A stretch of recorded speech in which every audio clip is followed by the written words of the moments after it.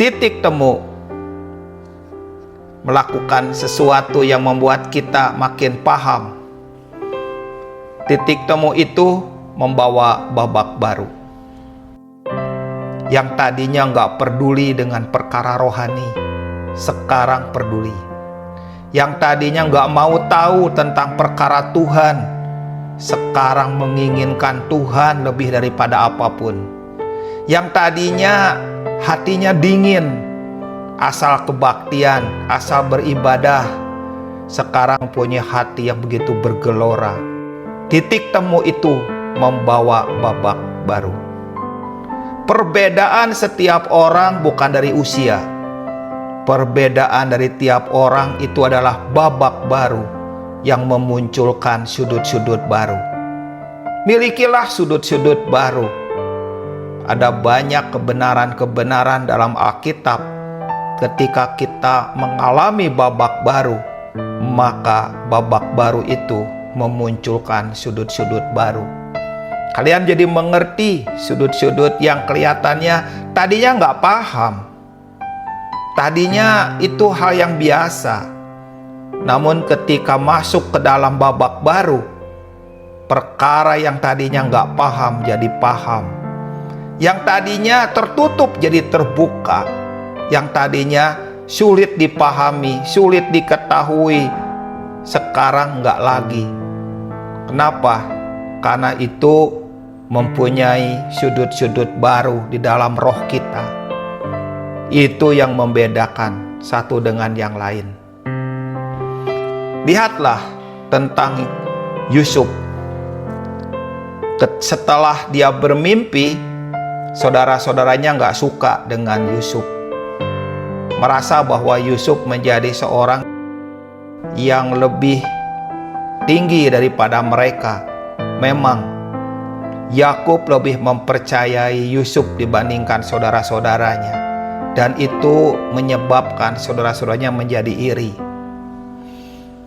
Di luar dugaan, Yusuf ditangkap, lalu jubahnya dilucuti dan dibuang ke dalam sumur kering.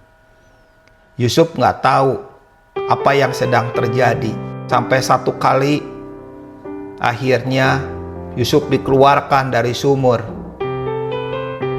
Di luar dugaan, dia pikir ini selesai. Ternyata dia dijual sebagai seorang budak. Nggak main-main. Kakak-kakaknya telah berbuat jahat. Dia dijual dengan harga yang murah. Dia pikir dengan dijual dengan harga murah itu akan menghancurkan harga dirinya Yusuf. Dia benar-benar Yusuf menjadi seorang yang hilang. Dia pergi ke Mesir tanpa identitas, tanpa blessing dari orang tuanya. Dia pergi tanpa tujuan. Dia nggak pernah tahu bahwa dia akan masuk ke Mesir.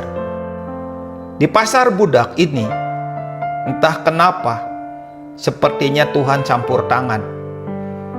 Potifar yang tadinya tidak mau lewat situ, dibuatnya lewat ke pasar budak. Mungkin ada orang lain yang ingin membeli Yusuf, tetapi pada saat itu Tuhan menghalanginya, sehingga orang itu tidak jadi beli. Dan akhirnya Yusuf berada di rumahnya Potifar. Itulah peristiwa di mana titik temu membawa babak baru. Istrinya Potifar melihatnya dan mengingininya. Tetapi Yusuf, dia tahu ada satu yang gak bisa diambil dalam dirinya. Sekalipun peristiwa-peristiwa buruk itu berusaha untuk menggerogoti dari dalam. Harusnya Yusuf pahit, tapi Yusuf tidak pahit. Harusnya Yusuf marah, tapi Yusuf tidak marah. Harusnya Yusuf kecewa, tapi Yusuf tidak kecewa. Harusnya Yusuf putus asa, tetapi Yusuf tidak putus asa. Kenapa? Karena titik temu. Titik temu itu begitu jelas. Dia bermimpi setelah mengenakan jubah dari ayahnya.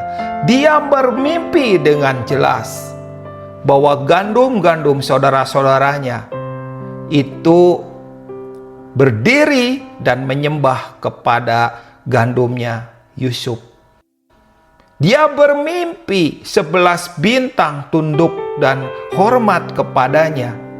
Dia bermimpi melihat bulan dan matahari juga hormat kepadanya. Itu yang tidak boleh hilang di dalam dirinya. Semuanya boleh hilang, tetapi hati di mana titik temu yang telah dimulai membuat dia dipertahankan. Karena itu, sekalipun istri Potifar yang begitu cantik menggodanya, Yusuf mempertahankan kekudusan hatinya.